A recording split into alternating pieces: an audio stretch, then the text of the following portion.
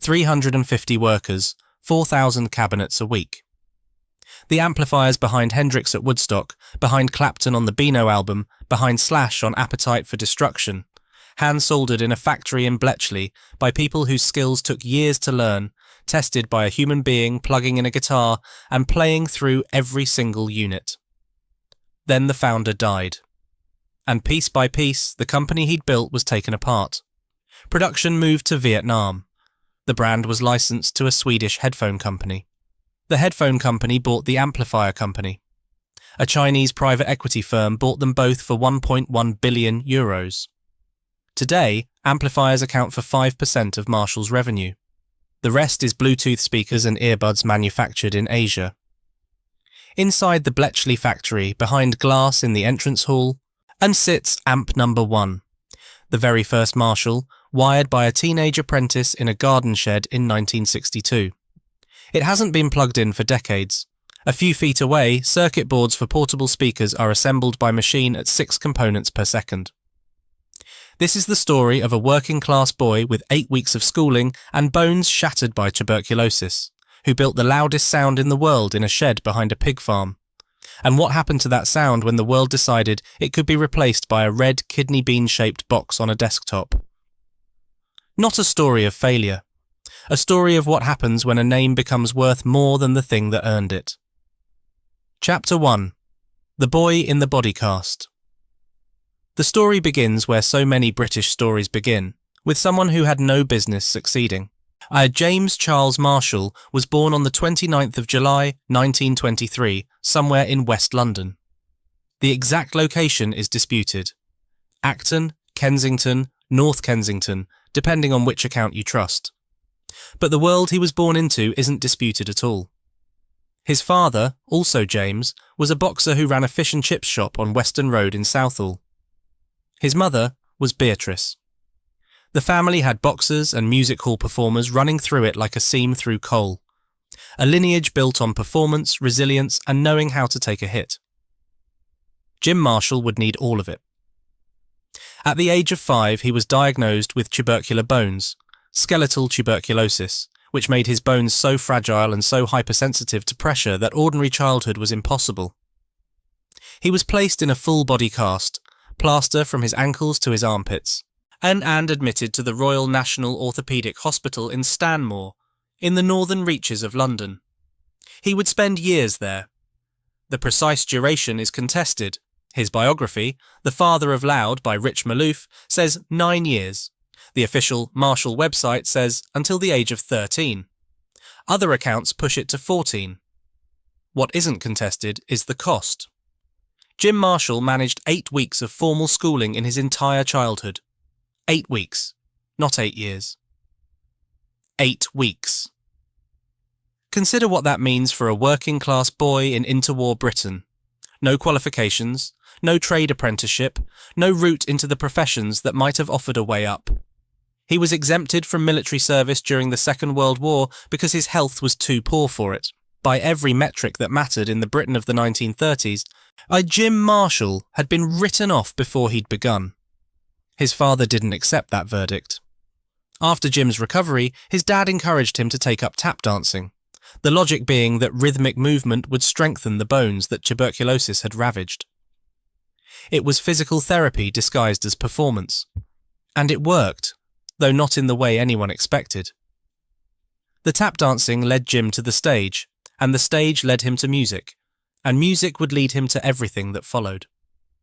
By about 14, Jim was performing in local music halls as a singer and tap dancer, doing 5 or 6 concerts a week. He held a string of working-class jobs to supplement whatever the music brought in. Scrap metal yard, biscuit factory, shoe shop, canned food production, electrical engineering at a ceramic plant during the war. They work at the Heston Aircraft Wing production plant. He later said he was earning as much money at 14 as any adult. But it was the performing that mattered. During the war, he sang with a jazz septet, and when the septet's drummer was called up for military service in 1942, the other musicians talked Jim into taking his place behind the kit. He became a drummer almost by accident. The accident would reshape British music for the next 80 years. His idol was Gene Krupa, the American jazz virtuoso who'd made the drum kit a lead instrument. From 1946 to 1948, Jim took weekly lessons from Max Abrams in Knightsbridge, learning Krupa's explosive, flamboyant style. He practiced relentlessly. By the end of the 1940s, Jim Marshall had become one of the most in-demand performing drummers and singers in London. He even built his own portable PA system, his electrical engineering instincts already surfacing, so his crooning vocals could be heard over the drums. He'd ride his bicycle with a trailer behind it, carrying his drum kit and the PA cabinets he'd built by hand, because wartime petrol rationing meant there were no cars. A man who'd spent years encased in plaster, pedalling across London in the blackout, with a home-built sound system rattling behind him. That was Jim Marshall at 23. Chapter 2. 65 pupils a week. By the early 1950s, Jim had found his second calling. He wasn't just a performer anymore, he was a teacher, and a remarkable one. He began giving drum lessons from his home in Southall, and word spread quickly. By 1949, he was teaching approximately 65 pupils every week 65. That's more than 9 a day, 7 days a week. And the quality of his teaching showed in who came through the door. Mitch Mitchell, who'd go on to play with Jimi Hendrix. Mickey Waller, who'd play with Little Richard and Jeff Beck. Mick Underwood, who'd joined the Outlaws alongside Ritchie Blackmore. Mickey Burt, who'd become the backbone of Chaz and Dave. These weren't coincidences. Jim Marshall was producing professional-grade drummers because he was a professional-grade teacher, patient, exacting, and possessed of an ability to listen that would define everything he did. The money was serious. With teaching fees and performing income combined, Jim was earning somewhere in the region of £5,000 a year in the early 1950s, equivalent to roughly $108,000 in today's money. For a man with 8 weeks of schooling and bones that had been shattered by disease, this was a small fortune, and he saved it, meticulously, because Jim Marshall had a plan. On the 7th of July 1960, he opened a shop at 76 Uxbridge Road, Hanwell, in West London. The name above the door read Jim Marshall and Son, the son being Terry Marshall, who'd work alongside his father and stepmother Violet from the very first day. It sold drums, cymbals, and accessories. Jim gave lessons at the shop. It was modest, unpretentious, and within months it had become the most important gathering place for young musicians in London. Jim himself called it a sort of labour exchange for musicians of the day. The drummers brought their bands in. Pete Townshend was a regular. His father had played in bands with Jim. John Entwistle came. Keith Moon, who was one of Jim's drum students, practically lived there. Ritchie Blackmore, Big Jim Sullivan, Eric Clapton, who'd sit in the shop practicing guitar for hours. Mitch Mitchell not only studied there, but worked behind the counter. These were teenagers and young men in their early 20s, most of them, and they came to Hanwell because Jim Marshall treated them like musicians, not like nuisances. Townshend told Jim directly, "We'd prefer to come to you than go to the West End, where we're treated like absolute idiots." The shop was less than 2 miles from the Ealing Blues Club, the cramped, sweaty basement venue that was the epicentre of the British electric rhythm and blues explosion.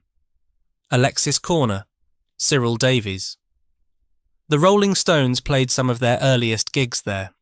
The musicians who frequented Jim's shop were the same musicians who played that club, and what they played through were Fender and Selmer amplifiers. Fenders were expensive American imports. Selmers were British but unreliable. Neither delivered what these guitarists wanted, something bigger, louder and raw. 3 of them pushed hardest, Ritchie Blackmore, Big Jim Sullivan and Pete Townshend. They didn't just want more volume, they wanted a different character of sound, aggressive, saturated, alive with overtones that the clean Fender amps suppressed. Jim listened, the way he always listened. He renamed the shop J&T Marshall in 1962, opened a second premises almost directly opposite at 93 Uxbridge Road in March 1963 to accommodate growing demand and expanded into selling guitars and amplifiers. But selling other people's amps wasn't what his customers wanted. They wanted Jim to build his own. The question was, how? Jim Marshall was a drummer and a businessman. He could fabricate a chassis from aluminium. His engineering skills were more than adequate for metalwork, but designing a complete valve amplifier circuit from scratch was beyond his expertise.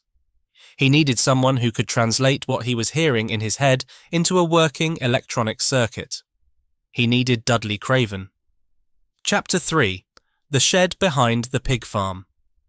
The chain of events that produced the first Marshall amplifier is one of those stories that sounds invented but isn't. It begins with Ken Brann, a Pan American Airways technician working at Heathrow doing ground turnaround radio checks on aircraft. As Brann played guitar with a band called Peppy and the New York Twisters, and he'd started visiting Jim's shop. Around 1962, Jim brought him on as a service engineer, repairing the amps that customers brought in. Brann was an amateur radio enthusiast. His call sign was G3UDC, and he was comfortable enough with electronics to fix things, but he was honest about his limits. He couldn't design a complete circuit from scratch. He knew someone who could. Dudley Craven was an engineering apprentice at EMY Electronics in Haze, Middlesex. He was about 17 or 18 years old. People at EMY called him the whiz kid because of his youth and his astonishing electronic ability.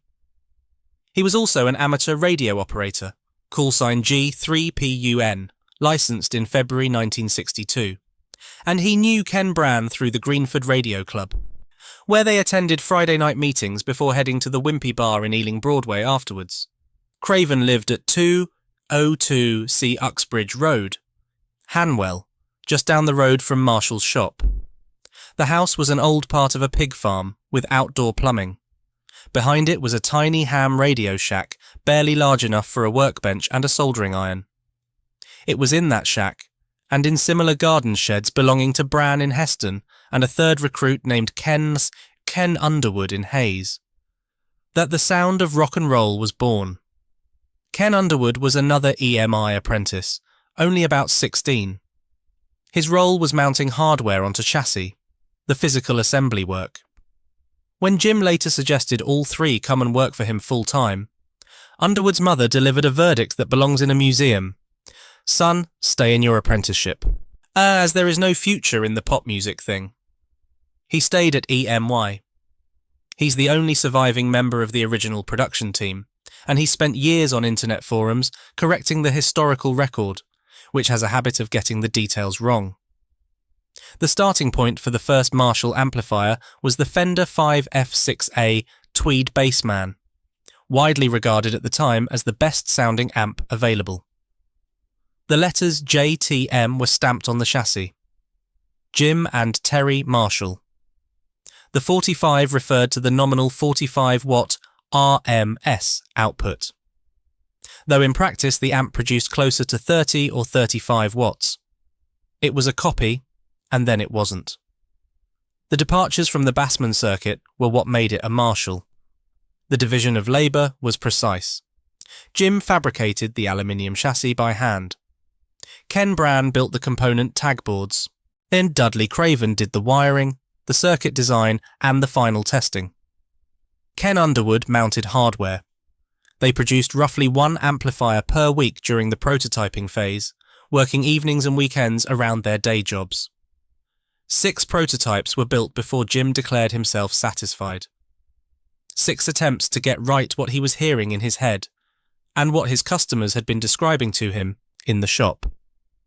The key changes from the Fender Bassman were transformative.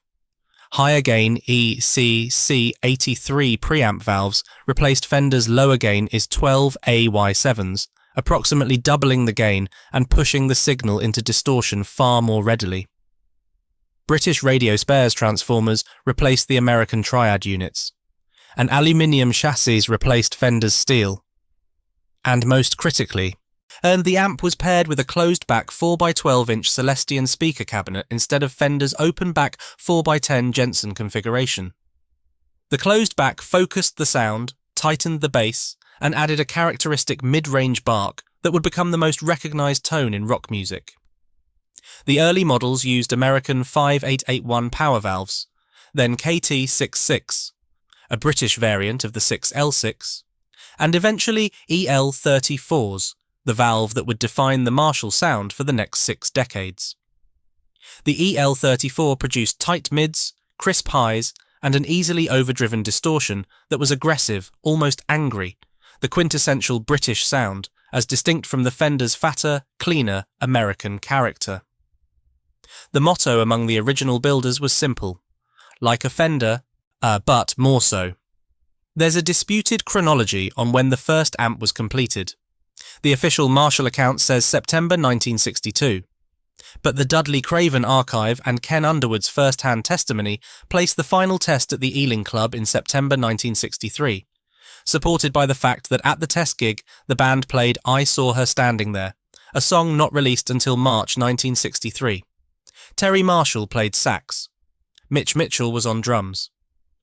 Ken Brann held the amp at the back of the stage because it wasn't even in its case yet. A teenage electronics prodigy's circuit, assembled in garden sheds and a radio shack behind a pig farm, tested in a blues club by a saxophone player, a future Hendrix drummer, and an airline radio technician. Jim later said, "I never had anything to do with the engineering. Ken brought Dudley in as his assistant, and Dudley was the chap who managed to put what I was hearing in my head into an amplifier. It was an act of translation. Jim's ear, Dudley's hands, and a shared vocabulary that existed between a drummer who couldn't read a circuit diagram and a teenager who could build one in his sleep." Pete Townshend bought the first production amp for £110. On its first day in the shop window, it attracted 23 orders. Jim Marshall, who'd have been delighted to build and sell 50 amplifiers in total, suddenly had a business he hadn't planned for. Dudley Craven was often found asleep at his workbench, exhausted from trying to keep up with demand while still working at EMI. He finally left EMI to work for Jim full-time in July 1964, as reportedly compensated with a commission of 10 shillings, 50 pence, per amplifier sold. He died in 1998. The sound he created in a shack behind a pig farm is still being produced, by hand, at a factory in Bletchley more than 60 years later. Chapter 4. The Weapon and the Wall. 6 months after the first amp appeared in the shop window, the operation had outgrown Uxbridge Road entirely. In June 1964, Marshall moved into its first proper factory, a 30,000 square foot facility on Silverdale Road in Haze, Middlesex. 15 or 16 employees produced 20 amplifiers a week. The company was incorporated on the 19th of May, 1964. Jim Marshall was 40 years old, had 8 weeks of formal schooling, and was now running a manufacturing business. But it was Pete Townshend who pushed Marshall from a small amplifier company into something the world had never seen. In mid-1965, Townshend demanded a sonic weapon louder than the 50-watt JTM-45. The first 100-watt prototypes used 4 KT66 valves with 2 50-watt Drake transformers, because no single 100-watt transformer existed yet. By September 1965, a single 100-watt transformer had been sourced, and the amp that would define stadium rock was born. Then Townshend wanted more. Not more watts, more speakers. He demanded an 8x12 cabinet, 8 12-inch speakers in a single enclosure. Jim warned him it would be impossibly heavy. Townshend's response entered Marshall folklore: "Sodom, they get paid," meaning his roadies. Marshall built 6 of the 8x12 cabinets in total. 2 for Townshend, 2 for John Entwistle, 2 for the Small Faces. They had an angled top portion, open-backed, and a straight bottom, closed-backed. They were first used on the 13th of November 1965 at La Locomotive Club in Paris. A complicating detail deserves mention. Ronnie Wood's published diaries record him receiving a 100-watt head and an 8x12 cabinet from Marshall on the 4th of September 1965, before Townshend, and Wood may have been the one who originally suggested the format. History, as always, is messier than mythology. After about 2 weeks, Townshend came back and admitted Jim had been right. The cabinets were too heavy to move. So Jim Marshall solved the problem with an idea so simple it became the most recognisable visual icon in the history of popular music. He cut the 8x12 in half. An angled front 4x12 cabinet on top, the model 1960A, a straight front 4x12 on the bottom, the 1960B, the amplifier head perched on top of both. The Marshall stack. It has been in continuous production since 1965. No stage setup in rock music is more immediately identifiable.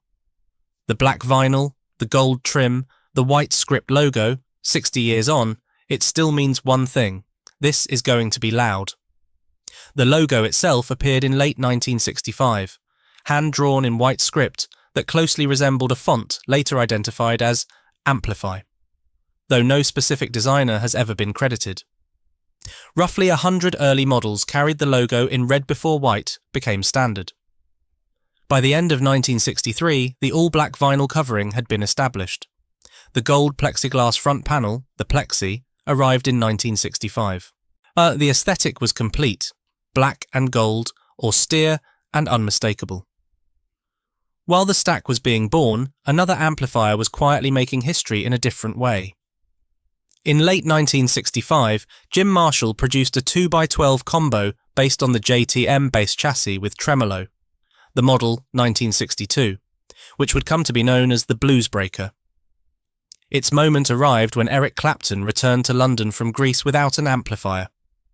Clapton plugged his 1960 Gibson Les Paul Standard into the normal channel of this combo, cranked it to full volume, and recorded Bluesbreakers with Eric Clapton, the legendary Beano album, so named because Clapton was reading a Beano comic on the cover.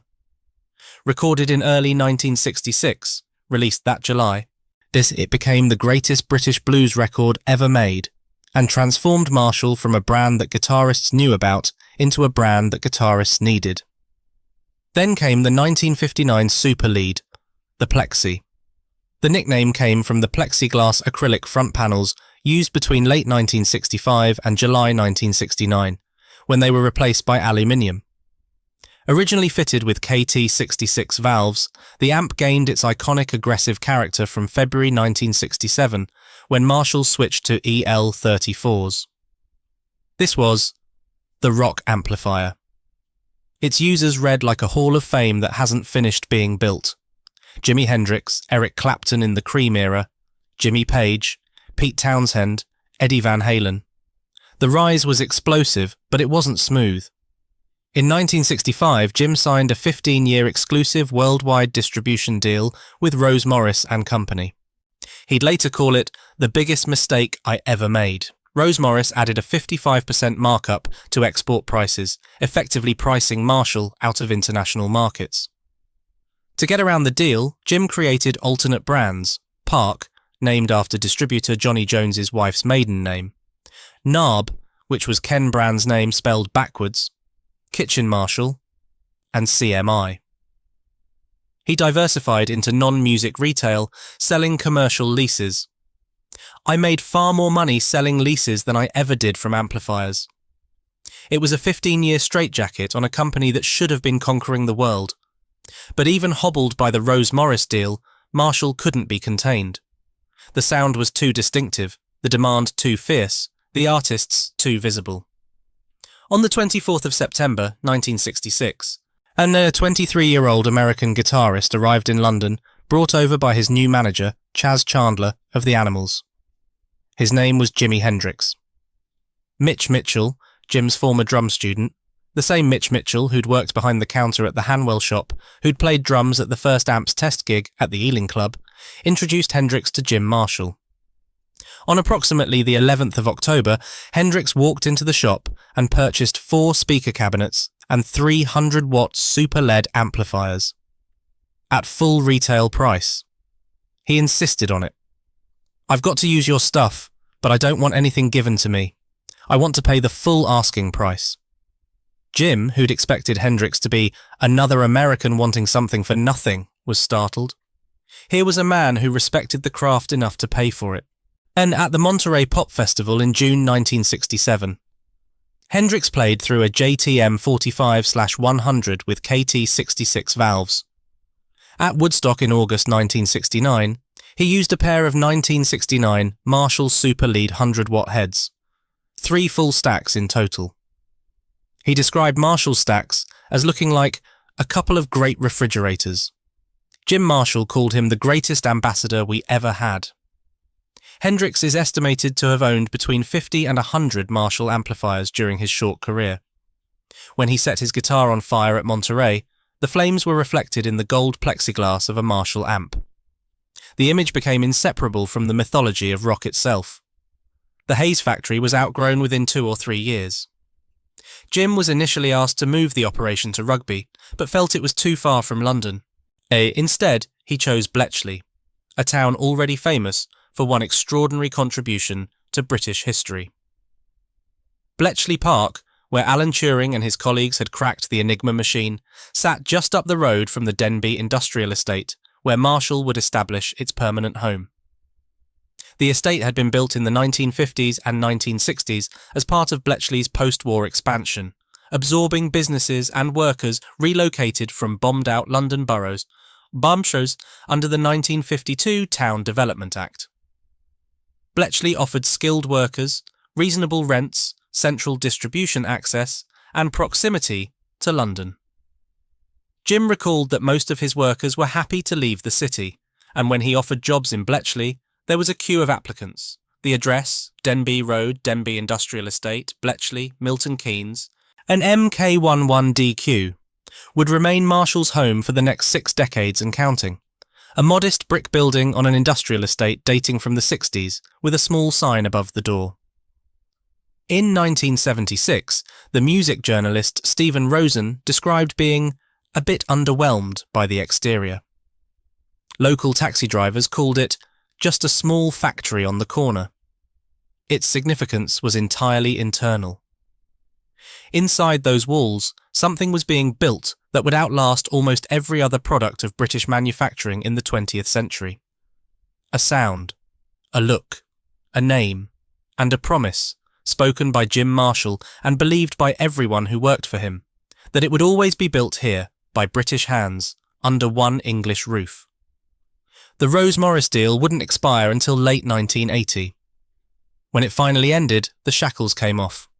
Jim Marshall set his own prices, sold direct to dealers worldwide, and launched the amp that would carry his brand into its commercial golden age, the JCM 800. The initials stood for James Charles Marshall. The 800 was the number on his personal car registration plate. It was the first Marshall with a built-in master volume, allowing overdriven preamp distortion at manageable stage volumes. Its full-width gold control panel carried Jim Marshall's signature, establishing the iconic black and gold look that would become as recognizable as the Coca-Cola script or the Nike swoosh. In the United States alone, sales increased 360% in 3 years. The small factory on the corner was about to become a shrine. Chapter 5. The Shrine to Sound. From the outside, you wouldn't look twice.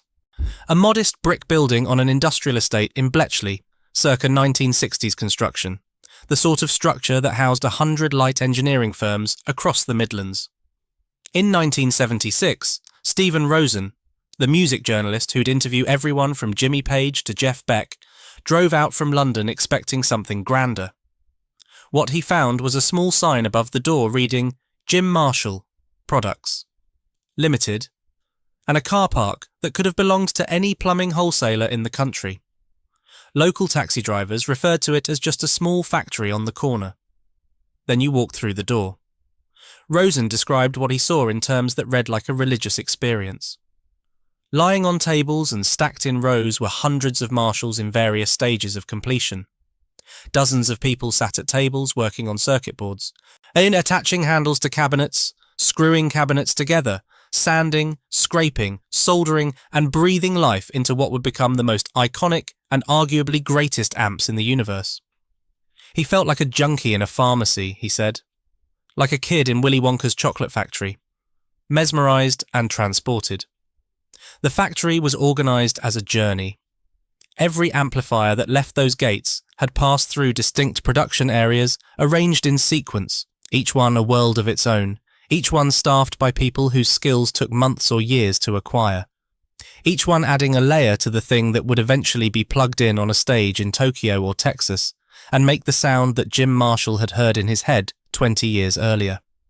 It began at the entrance.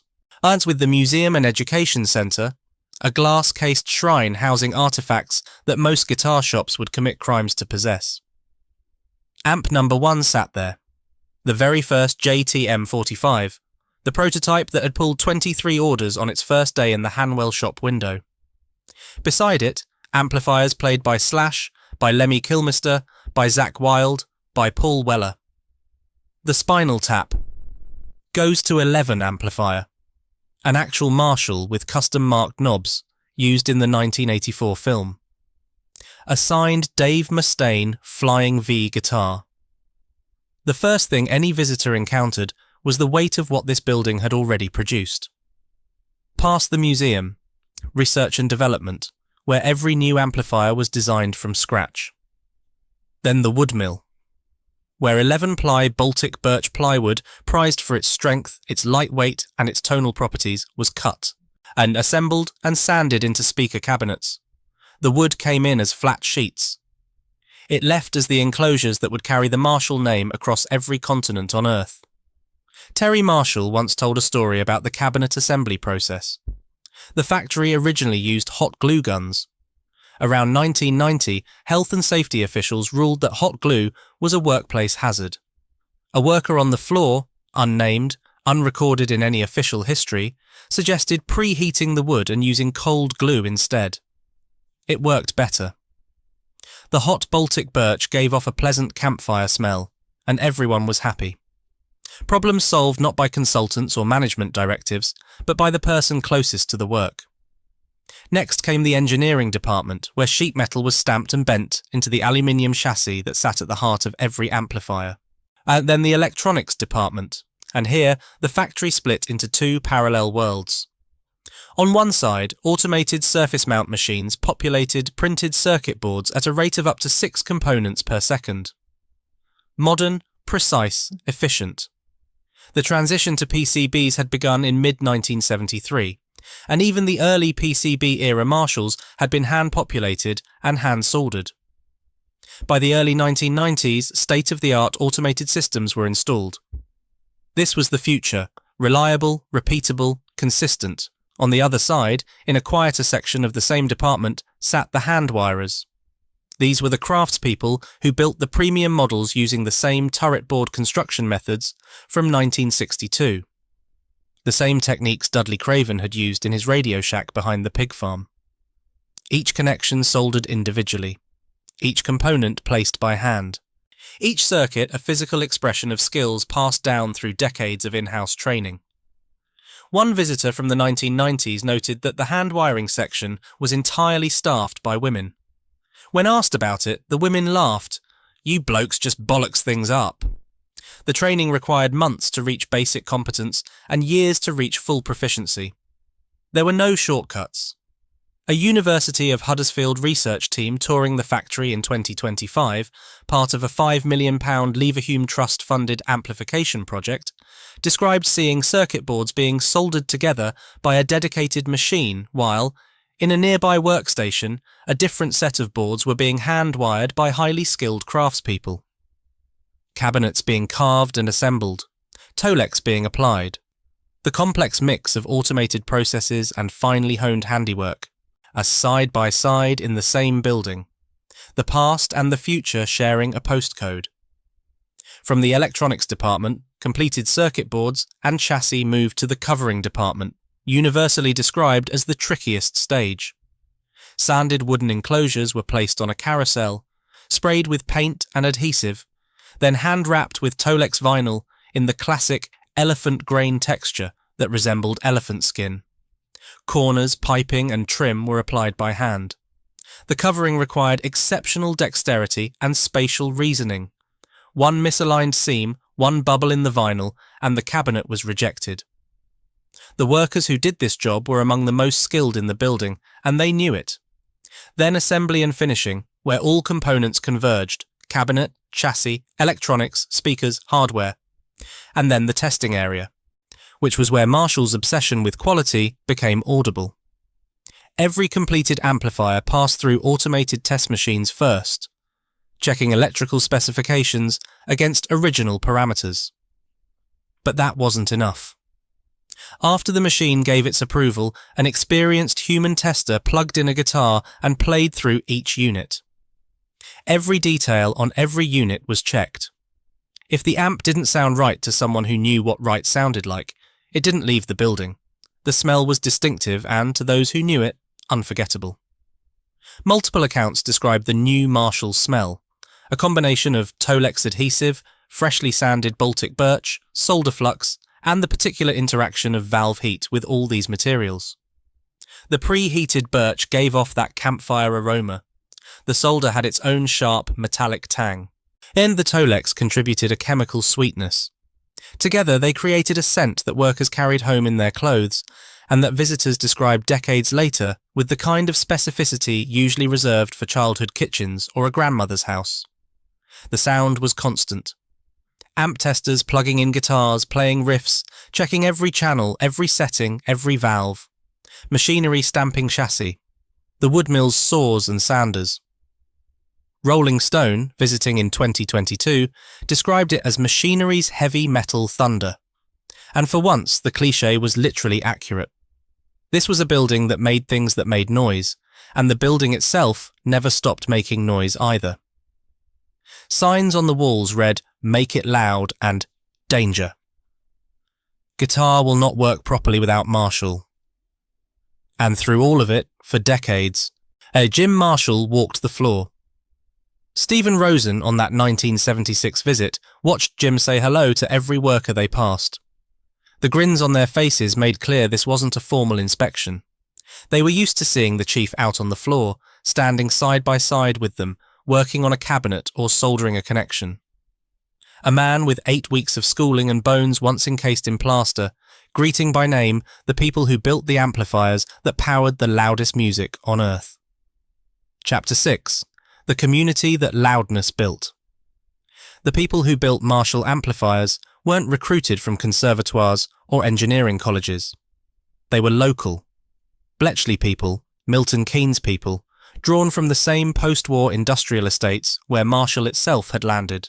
And the Denby Industrial Estate had been constructed as part of Bletchley's expansion under the 1952 Town Development Act, absorbing workers and businesses from bombed-out London boroughs.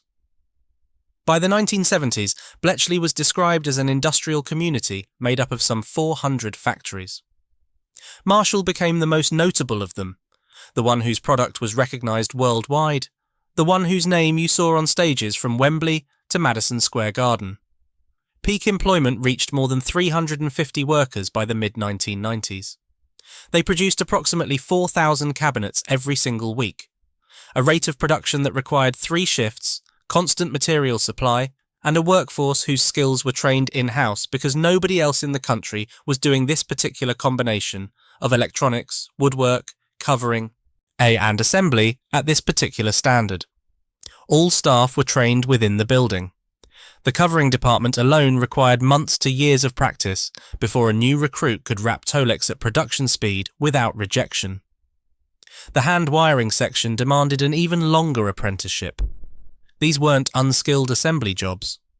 They were trades, even if they'd never been formally classified as such. Annual sales exceeded $50 million across more than 85 countries. Marshall amplifiers were shipped from this one building in Bletchley to every major music market in the world. The export operation was significant enough to earn the company 2 Queen's Awards, one in 1984, another in 1992. These weren't handed out casually. They signified that a British manufacturer was competing and winning on a global stage, from a factory on an industrial estate in Buckinghamshire. Bletchley itself was a town shaped by its factories in the way that northern mill towns were shaped by their chimneys. The workforce lived locally. The wages circulated locally.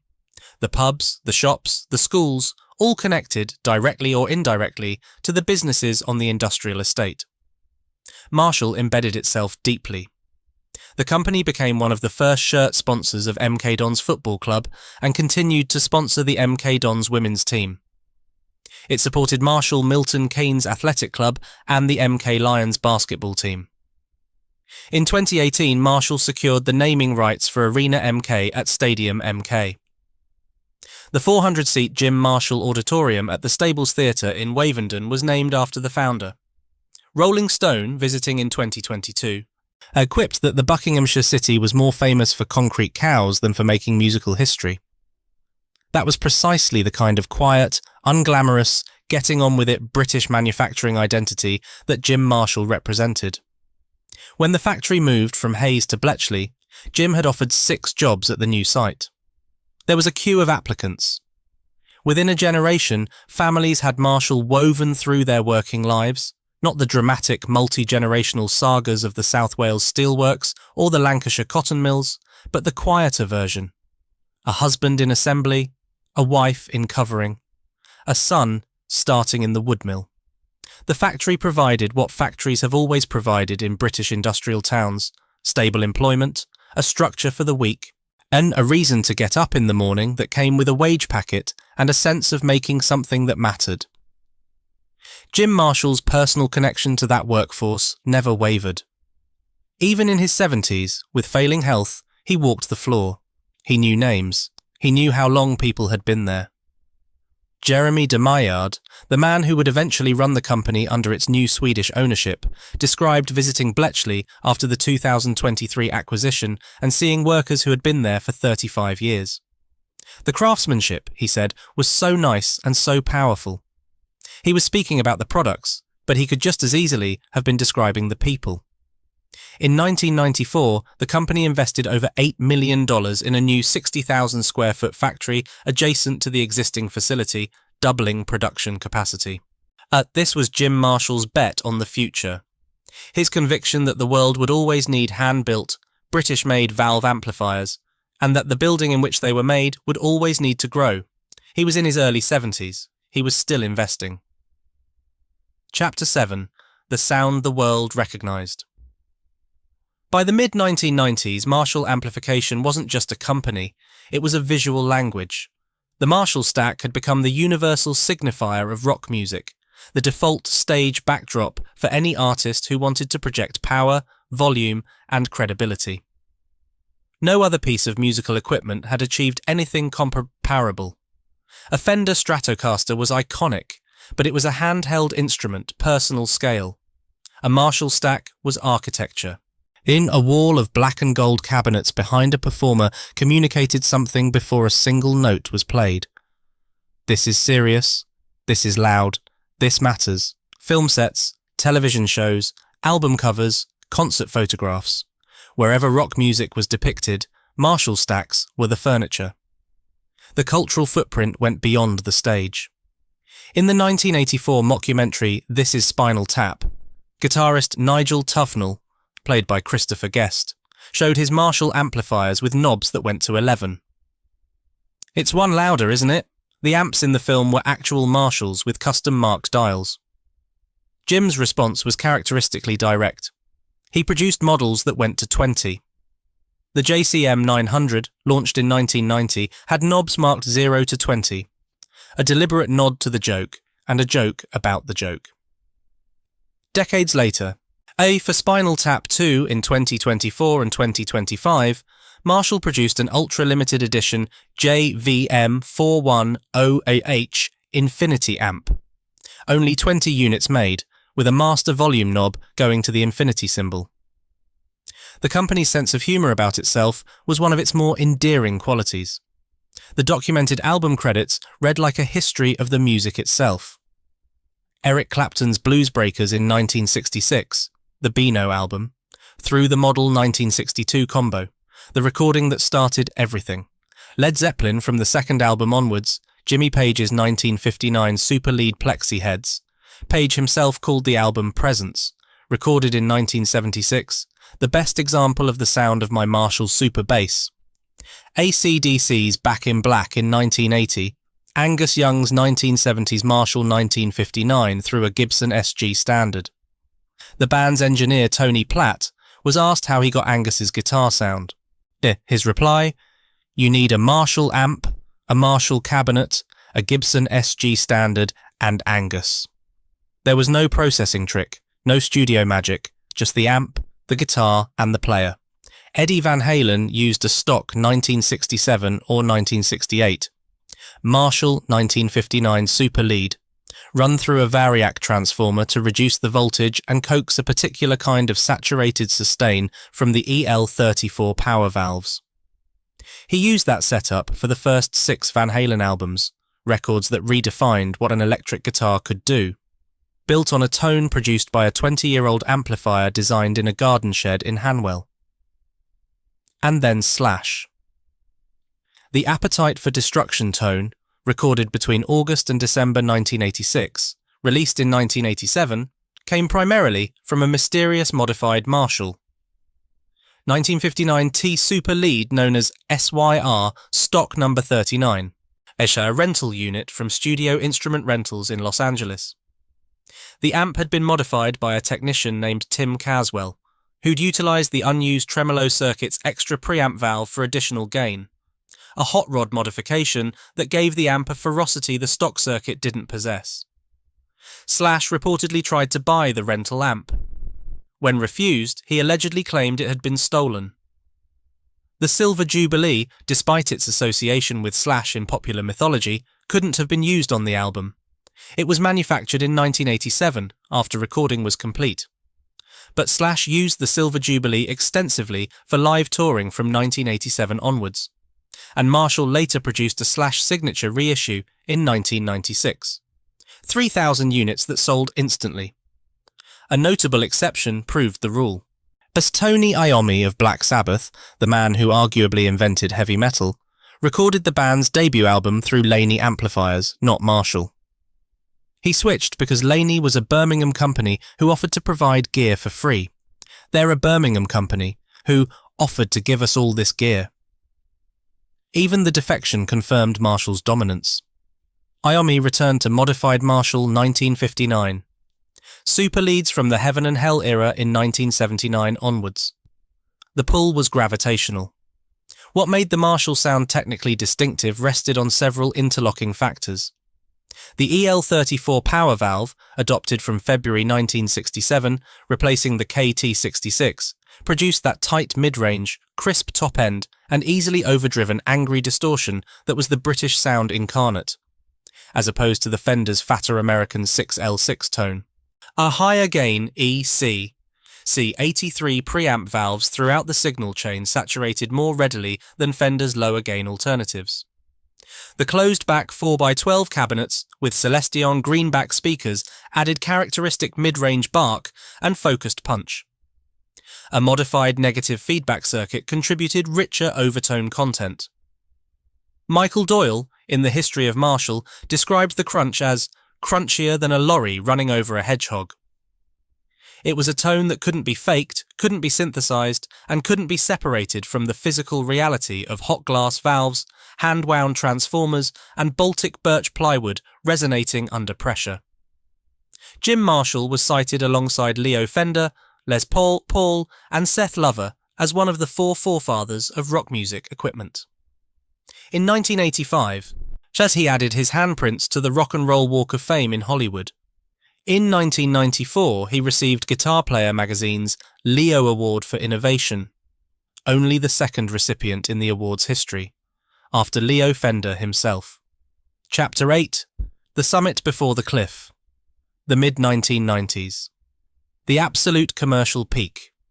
350 employees at Bletchley, producing 4,000 cabinets every week. Annual sales exceeding $50 million in more than 85 countries. 2 Queen's Awards for export on the wall. A freshly expanded 60,000 square foot extension, doubling factory capacity. Jim Marshall in his early 70s, still walking the floor every day, still greeting every worker by name. In 1989, Harman Instruments had offered Jim £100 million in cash for the company, and a 15-year personal contract at £1 million per year. He owned 100% of the business. There were no shareholders to satisfy, no board to consult. He could have taken the money and retired to a life of Monte Cristo cigars and single malt scotch, 2 of his documented pleasures, with enough left over for several lifetimes of comfort. He refused. Not because the offer was inadequate, but because the question missed the point. "What would I do with the millions?" he said. "You can only live in one house, drive one car, and eat one good meal a day. Anyway, I'm happy working. I'm a workaholic, been that way since the age of 14. On another occasion, "You can't take it with you, you can only live in one house and drive one car at a time. And it's the name that means something to me, because it is my name." He received the OBE in 2003 for services to the music industry and charity. In 2009, the borough of Milton Keynes granted him its freedom, the highest civic honour the town could bestow. Even in his 70s, with health declining, he'd catch a plane to watch Iron Maiden play live. He kept a drum kit in his office. The boy who'd been encased in plaster until he was 13 or 14, who'd tap danced to strengthen his shattered bones, who'd built his own PA system and pedalled it across wartime London on a bicycle. That boy was still in there, still listening, still beating time. And he was certain about one thing above all others. "I've always wanted total control of manufacturing," he said, "under one roof, under my direction. Rest assured, you will never see a Marshall product come from anywhere other than our plants in Milton Keynes." It was a promise made in good faith by a man who believed absolutely in what he was saying. It was a promise that assumed the world would stay roughly the shape it was. And it was a promise that could only be kept while he was alive to keep it.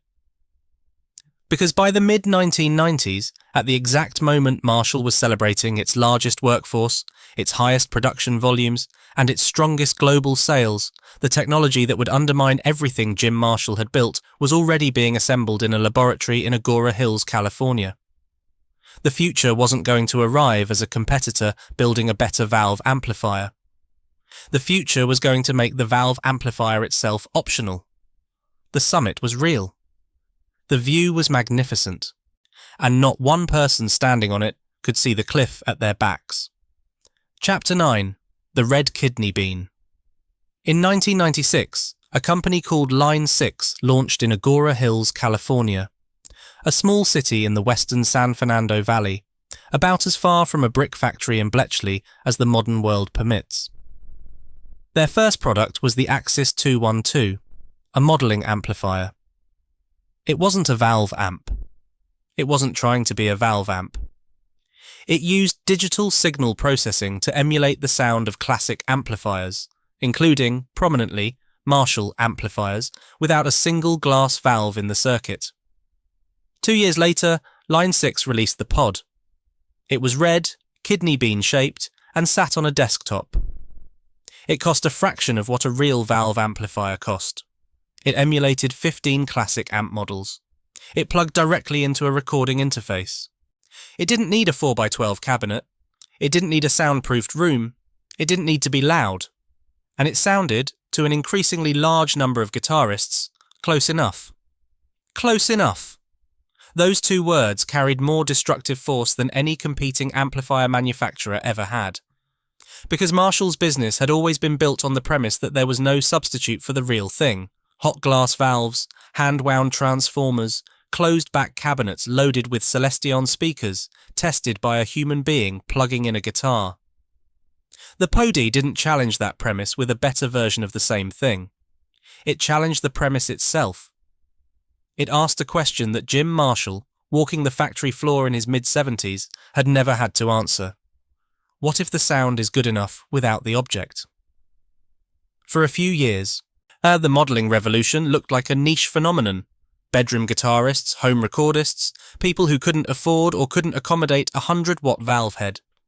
The professional world still ran on real amplifiers. Touring rigs still featured Marshall stacks. Recording studios still mic'd up cabinets. The threat seemed containable. It wasn't. The Kemper Profiler arrived in 2012. Its technology was different from Line 6's. Instead of algorithmically modelling generic amp types, it profiled specific real amplifiers, capturing the sonic fingerprint of an individual unit with a precision that made experienced engineers struggle to distinguish the profile from the original in blind tests. You could profile your favourite vintage Marshall Plexi and carry it in a lunchbox-sized unit, direct to the mixing desk or the front-of-house PA, with no stage volume, no microphone placement, no feedback. Fractal Audio's Axe FX had been building professional credibility since 2006. The Line 6 Helix, launched in 2015, reached unambiguously professional quality. Neural DSP, founded in 2017, released the Quad Cortex in 2020. By the mid-2020s, Guitar World was reporting that digital units were continuing to trounce sales of traditional valve amplifiers. Reverb's marketplace data for 2025 showed not a single valve guitar amplifier in its top 10 sellers. The market hadn't just shifted, it had migrated. And alongside the digital revolution, the music itself was changing. Guitar-driven rock declined as a dominant commercial genre. Hip-hop, electronic music, the pop production. The sounds that filled arenas and dominated streaming platforms were built in laptops, not through amplifier cabinets. The bedroom producer revolution made modelers ideal. No volume constraints, no angry neighbours, direct recording into a digital audio workstation at 3 a.m. without waking anyone. Even touring guitarists who loved valve amps were adopting modelers for consistency, portability, and the ability to go direct to the PA system without miking a cabinet. The pandemic finished what the market had started. COVID-19 devastated live music from 2020 to 2022, and the demand for 100-watt stage amplifiers collapsed with it.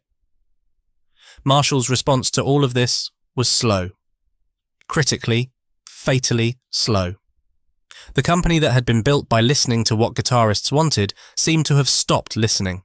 Of forum users across the internet, Marshall Amp Forum, the Gear Page, My Les Paul Forum, and dozens of others, pointed to a list of missed opportunities that grew longer with every passing year. No modern modelling interface, no floor-based digital unit.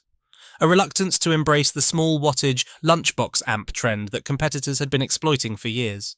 Marshall's Studio series, 20-watt versions of classic models, was well received when it finally arrived, but it came years after the market had been saturated by others. The Astoria series, Marshall's attempt at boutique pricing, was described on forums as a massive money pit. Worst of all, the gap between what Marshall offered and what Marshall fans wanted had been filled by someone else, someone who'd built his reputation specifically by modifying Marshall amplifiers. As Dave Friedman, based in Los Angeles, had made a business out of hot-rodding Plexus and JCM 800s, adding the gain, the tonal options, and the modern features that Marshall's own engineers hadn't provided. Forum users asked the question that should have kept Marshall's management awake at night. If you want a real Marshall, there is only Friedman and Seriatone anyway. The company that invented the sound was being outflanked by cottage industries selling improved versions of it. Marshall was still profitable. The amps still sold.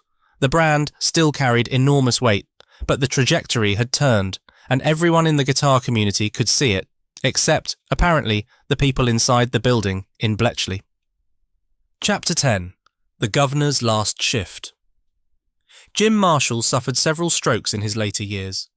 His health, never robust since the tuberculosis of his childhood, deteriorated steadily. Then, at the end of 2011, he was diagnosed with cancer. He had surgery. The cancer returned. On the 5th of April, 2012, Jim Marshall died at a hospice in Milton Keynes, aged 88. His son Terry was with him at the end. He got cancer toward the end of last year, and had surgery for that, and it came back, Terry said.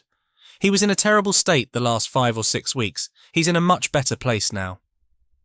The tributes came from everywhere, and they carried a weight that went beyond the customary industry condolences. Paul McCartney. The Who posted simply, R.I.P. Jim Marshall, father of Loud, / not only did he create the loudest, most effective, brilliant-sounding rock and roll amplifier ever designed, but he was a caring, a hard-working family man who remained true to his integrity to the very end. Dave Mustaine, Nicky Six. Even Fender, his oldest competitor, the company whose bassman circuit Jim had taken apart and rebuilt into something new, acknowledged that an icon had passed. Download Festival named their main stage after him. Every year on the 5th of April, guitarists worldwide post videos of 1 minute of feedback. Not 1 minute of silence, but 1 minute of the sound Jim Marshall had given them, as tribute.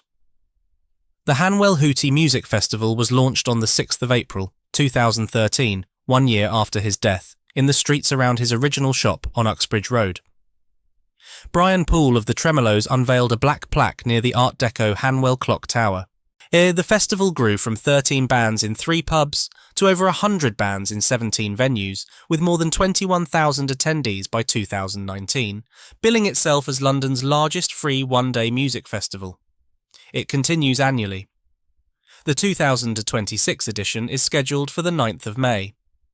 Jim was survived by 2 children, Terry and Victoria, 2 stepchildren, grandchildren and great-grandchildren. He left behind a company he'd owned outright for 50 years, a factory where workers had been building amplifiers by hand since the mid-1960s. A brand recognised in every country where electric guitars were played. And a promise that everyone who worked for him had heard many times. That Marshall products would never be made anywhere other than the plants in Milton Keynes. The first breach of that promise came 3 years after his death. In 2015, Marshall Amplification established a factory in Vietnam, Marshall Amplification Vietnam Company Limited, located on Road 5A, Nyon Track 2 Industrial Zone, Dong Nai Province. It was described as an exact replica of Bletchley. The DSL series, one of Marshall's most popular amplifier ranges, moved there. The Origin, Code and MG series followed. By 2023, the Vietnam facility employed 300 workers, 50% more than the 200 who remained at the English original. Jim Marshall had said, "You will never see a Marshall product come from anywhere other than our plants in Milton Keynes." And now his family, the same family that had heard him make that promise, was operating a factory on the other side of the world with more workers than the one he'd built. The premium models stayed at Bletchley. The hand-wired amps, the reissues, the products that carried the highest price tags and the strongest heritage connection, those were still made in the building on Denby Road. But the centre of gravity had shifted. Volume production was in Vietnam. The shrine was becoming a chapel. Meanwhile, something else had been happening. Something that would prove far more consequential than the Vietnam factory. In 2010, Marshall had licensed its brand name to a Swedish company called Sound Industries. The deal allowed Sound to produce Marshall-branded headphones, earbuds and Bluetooth speakers. The products carried the Marshall script logo, the black and gold colour scheme and the elephant grain Tolex texture. They looked like Marshall. They carried the Marshall name. They were manufactured in Asia. And they sold. Spectacularly. Chapter 11. The Tail That Swallowed the Dog. Sound Industries had been founded in 2008 in Jönköping, Sweden, by 8 co-founders. The most prominent was Conrad Bergström, a man whose own backstory carried its own improbable arc.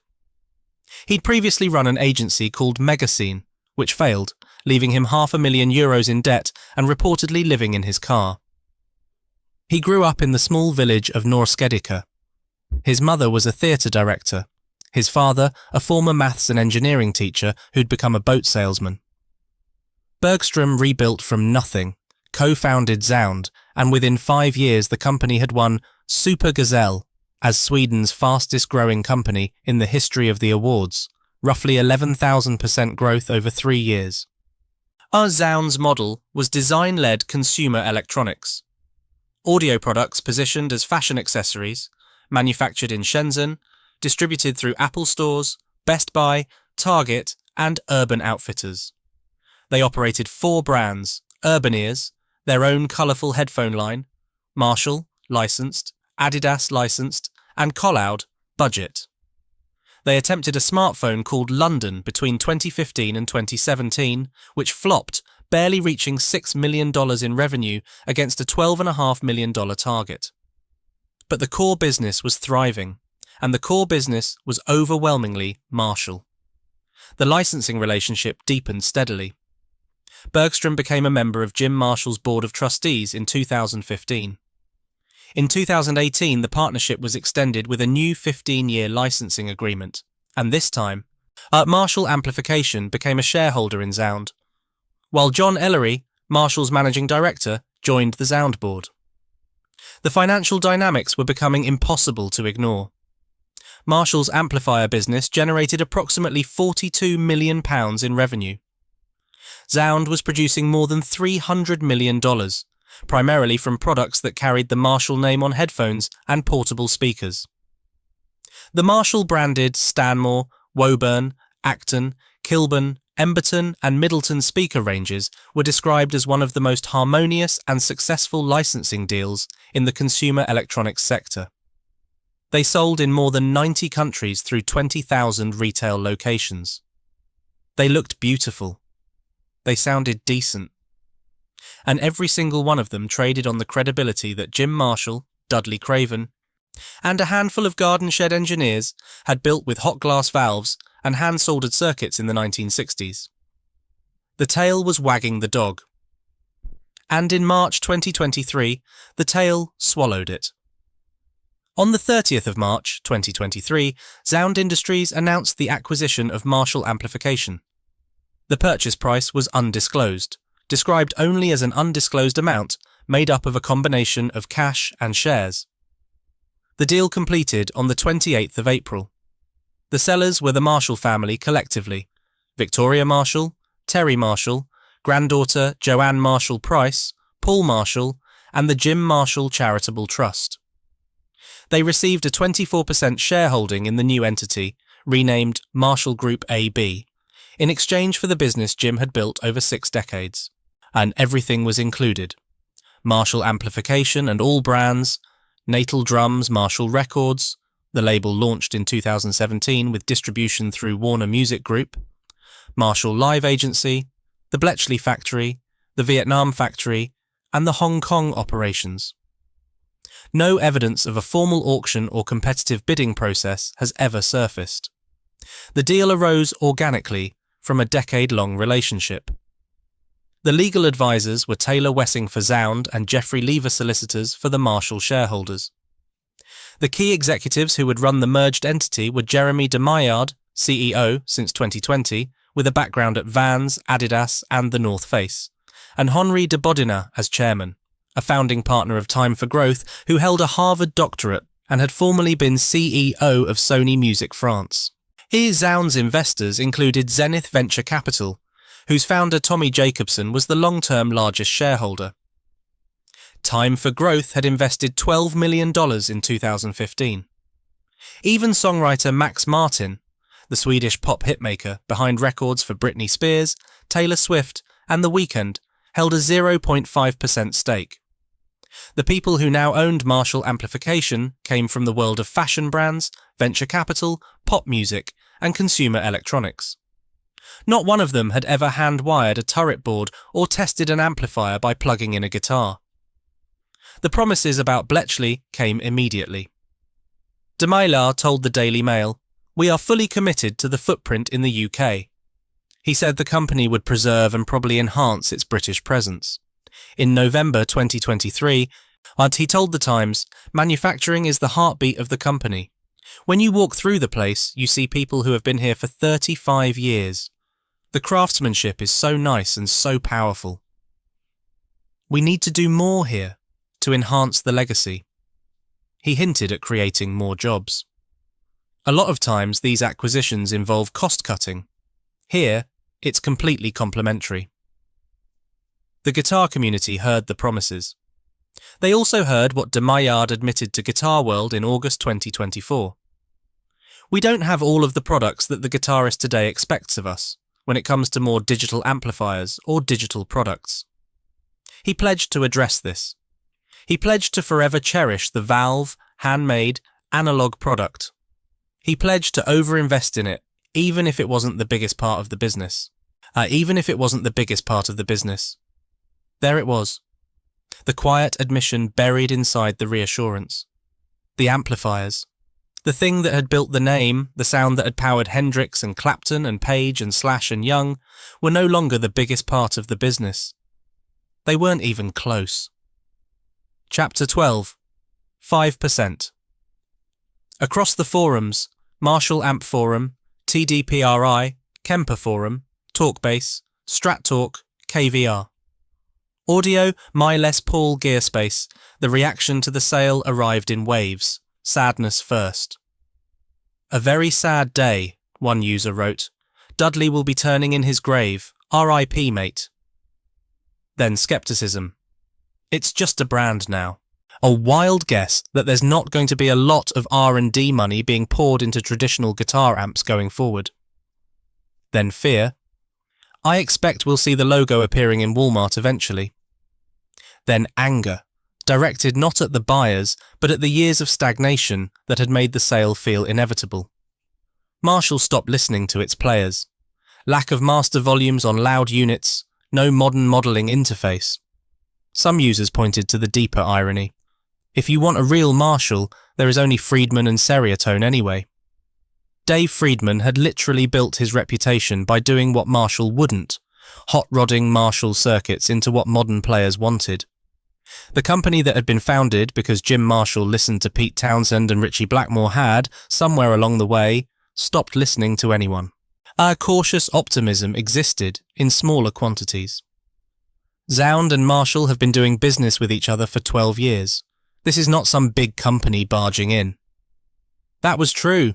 The relationship was long-standing and sound, by most accounts, genuinely productive.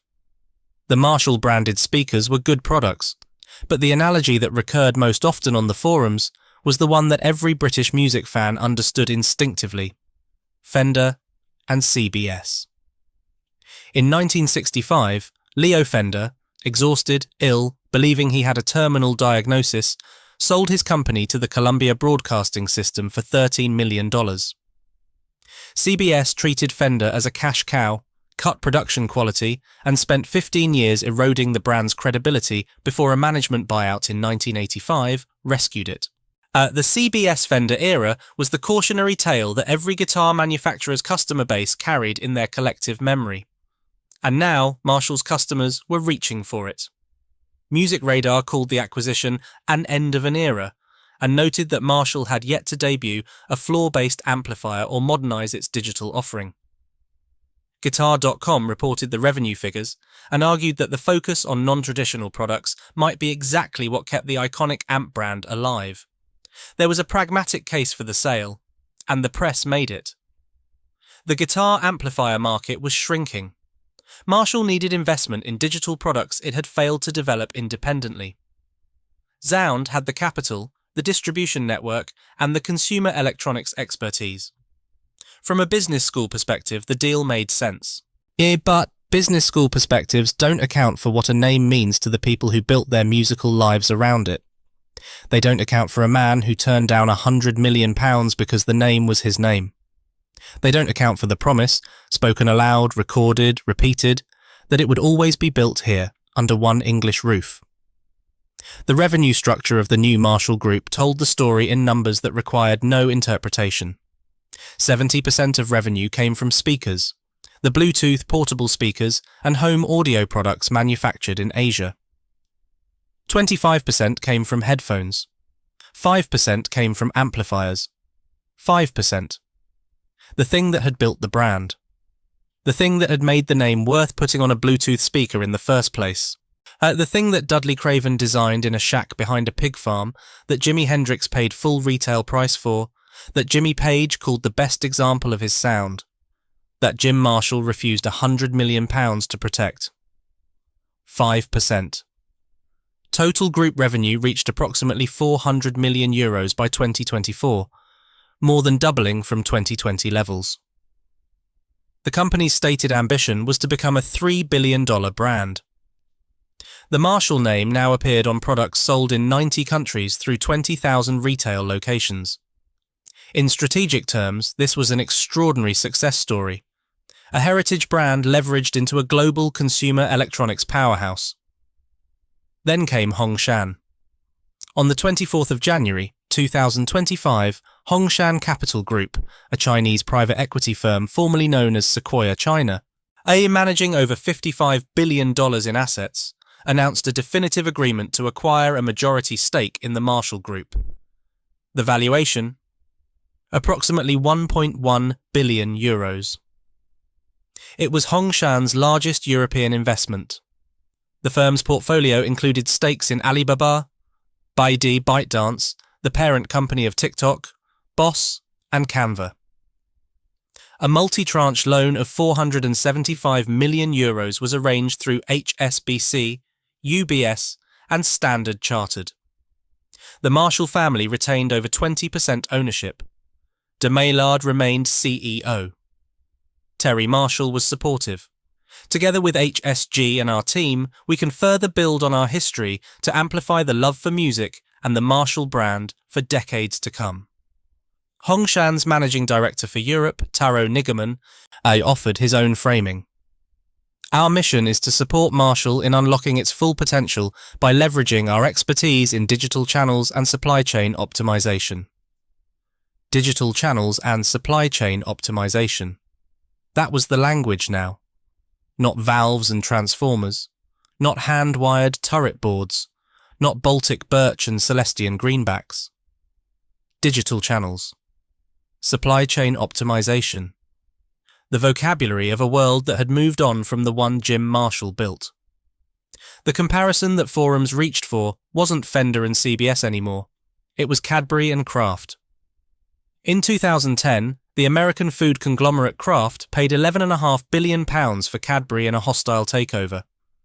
Kraft promised to keep the Somerdale factory in Keynsham open. Weeks after the deal closed, they shut it. 400 to 500 jobs gone. The betrayal was so brazen that it led to changes in the UK takeover code.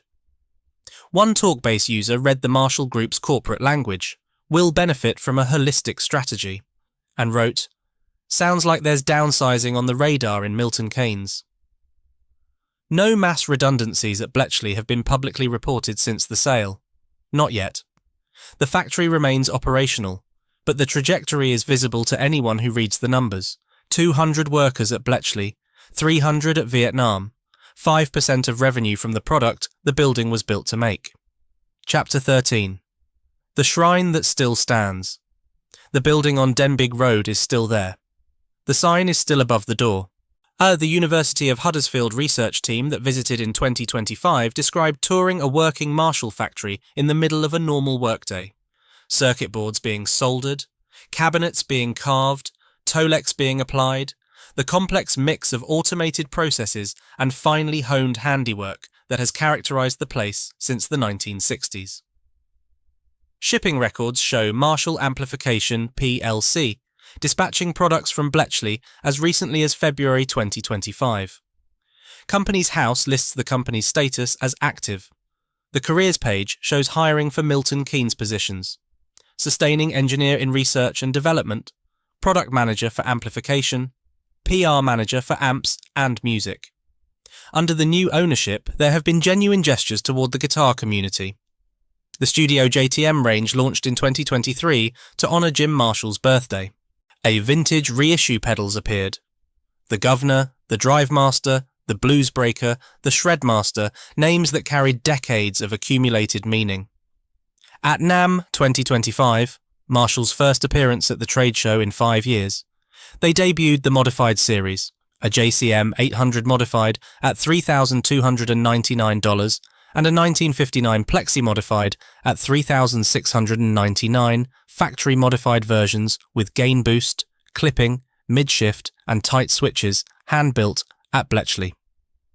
Guitar World's verdict, same great JCM 800, but the mods offered natural-sounding gain and tonal options.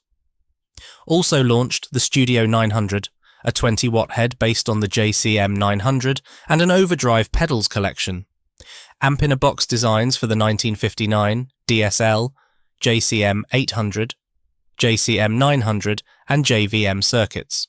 Marshall's first official entry into the pedal market. A significant US price reduction, approximately 30%, arrived in mid-2024 when the Marshall Group took over American distribution directly, removing the middleman. These are not the actions of a company that has abandoned its heritage. They are the actions of a company that is trying to honour its heritage while acknowledging, honestly, that the heritage product now accounts for 1/20 of its revenue. De Maillard has said it plainly. If you're into valve analogy amps, we've got you. But if you want a practice amp or digital or desktop solution, we're going to be there for you as well. The digital product, the floor modeler, the software interface, the thing that every competitor from Line 6 to Neural DSP has been selling for years, is still, as of 2025, as conspicuously absent from Marshall's catalogue. They've been behind and they know it. Whether they can catch up is the question that will determine what the Bletchley factory means in 10 years' time. The vintage market, meanwhile, has answered a different question. True plexiglass-faced Marshall amplifiers, the pre-1969 models, are unlikely to be found below $6,000 and routinely command significantly more. A 1969 super bass sells for around $4,000. 50-watt plexus can reach $7,000 and beyond. Early hand-wired JCM 800 models from before 1982 carry premiums exceeding $2,000. The objects themselves, the actual amplifiers that Jim Marshall built or oversaw, have become artifacts, collected not for their practical utility, but for what they represent. Some believe the modelling revolution will eventually suppress vintage prices, since the sound can now be digitally replicated with near-perfect accuracy. Others argue the collector market operates independently of practical utility, that a 1968 Plexi is valued for the same reasons a 1959 Les Paul Standard is valued. Because it's the thing itself, and no reproduction, however faithful, is the thing itself. Inside the museum at Bletchley, amp number 1 still sits behind glass. The very first JTM 45. The prototype that Dudley Craven wired in his Radio Shack. That Terry Marshall and Mitch Mitchell tested at the Ealing Club. That Pete Townshend bought for £110, that pulled 23 orders on its first day. It's silent now. It hasn't been plugged in for decades. It sits in its glass case, illness a few feet from the production floor where its descendants are still being assembled, and a few more feet from the section where circuit boards for Bluetooth speakers are automatically populated at 6 components per second. The recording studio that Marshall opened in 2021 is still operational. A state-of-the-art facility built around a vintage NAV 8048 mixing console that the Rolling Stones used at Pathé Marconi in Paris during the Some Girls sessions. It doubles as a 250-capacity venue with its own bar. The Jim Marshall Charitable Trust continues its work in the local community. The University of Huddersfield's Amplification project, funded by a £5 million Leverhulme Trust grant, is conducting academic research on the evolution of amplified sound, with Marshall factory visits as part of its fieldwork. And the heritage is being preserved, formally, carefully, with institutional rigour. And in Hanwell, every spring, the Hootie brings music back to the streets, where Jim Marshall sold his first drum kit, taught his first lessons, built his first amp. 100 bands in 17 venues. 21,000 people. A celebration of what started in a small shop on Uxbridge Road, kept alive by a community that remembers. Chapter 14. What the Silence Sounds Like. A working-class boy with 8 weeks of schooling and bones shattered by tuberculosis built an amplifier in a garden shed, powered the loudest music the world had ever heard, refused £100 million, employed 350 people at a factory in Bletchley, producing 4,000 cabinets a week, and made his family promise to keep it British. He died in 2012. His family kept the promise for 3 years. The factory still stands. The amps are still built. The hand-wired models are still soldered by the same craftspeople using the same methods from 1962, the same turret board construction that Dudley Craven used in a shack behind a pig farm in Hanwell, 60 years and a lifetime ago. If you walk through the doors on Denby Road tomorrow morning, you'd smell the Tolex adhesive and the Baltic birch and the solder flux. You'd hear the testers plugging in guitars. You'd see the signs on the walls, "Make it loud." But amplifiers are 5% of what Marshall is now. The name that Jim Marshall said meant something to him because it was his name is worth €1.1 billion.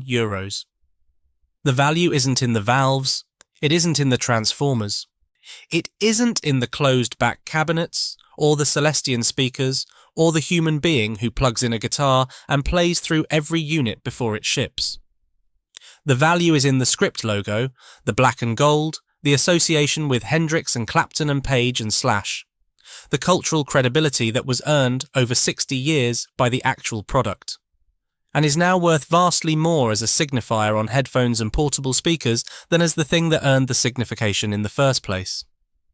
Jim Marshall said you could only live in one house and drive one car. He said the name was what mattered. He said you'd never see a Marshall product made anywhere but Milton Keynes. The name is on €1 billion worth of products now. Most of them have never been inside that building. Most of them have never been touched by the hands that Jim Marshall trained. Most of them have never made any sound at all until someone pairs them with a phone and plays a Spotify playlist through a Bluetooth connection in a kitchen in Copenhagen or a cafe in Seoul. The shrine still exists. The congregation has moved on. And amp number 1 sits behind glass in the entrance hall, silent, pristine, a few feet from the production floor, the first Marshall amplifier ever made, in a building where Marshall amplifiers are now the smallest thing the company does. Jim Marshall built the loudest sound in the world. The loudest sound in the world is now a whisper in the company that carries his name.